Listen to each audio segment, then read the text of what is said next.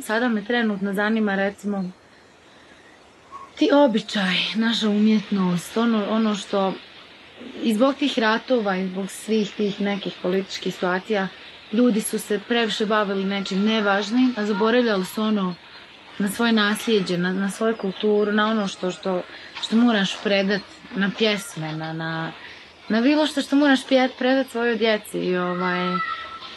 I mi smo to u Bosni nekada razmišljamo, a sve ono što izvana da je bolje od onoga što mi imamo. Tako da,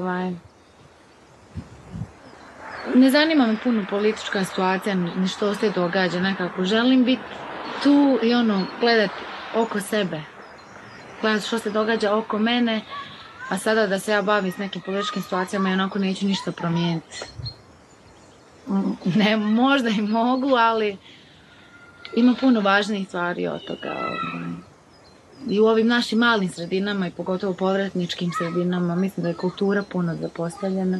I kao što je rekao jedan moj prijatelj, kad kultura nestane u jednom gradu, nestaje sve. Tako da se nadam da se to neće dogoditi.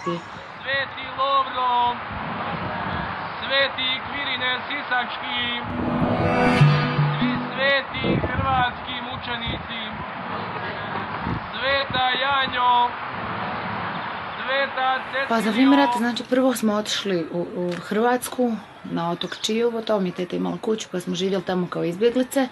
I onda, pošto je bilo teško jer je tamo bio rat, otišli smo u Njemačku, u Freiburg, to je južna Njemačka, na granici sa Švicarskom i Francuskom.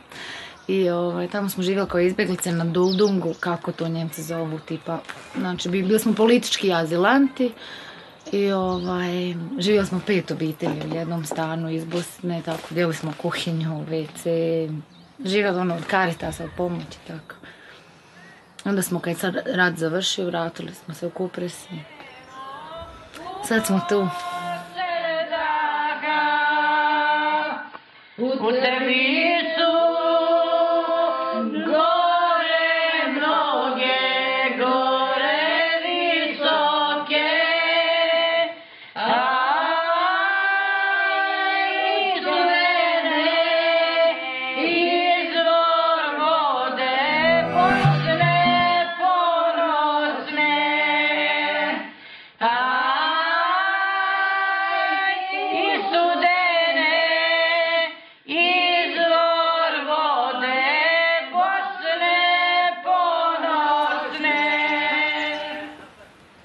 Želim biti tu, naravno, jer sam se vratila. Znači, živjela sam i u Australiji, i u Njemačkoj, i u Hrvatskoj, i nekako nisam niti bila ispunjena kao što sam ovdje. I željela bi tu, ali nekada me razočara cijela ta situacija. Nekako, nekad ne vidim korak naprijed i onda poklekneš, samo želiš otići, misliš da će negdje drugo biti bolje, ali zapravo, ne znam, ovdje sam sretnija bez obzira imala malo, a puno, nego što ću to možda ikad biti vani, ako odem. Jer znaš da nešto radiš i za svoj narod i za obitelj koji su, ne znam, oduvijek bili tu. Taj osjećaj ako nije bio u tuđini, ne znam, možda ga ne može razumjeti. Ne znam gdje se vidim za par godina, možda ostanem tu, možda odem. Zavisi sve, ne bi znala. Zavisi čime ću se baviti. Recimo, možda odem 1 godinu u Afriku, pa u Ameriku, pa... Ali nekako mislim da ću se uvijek vratiti u Bosnu.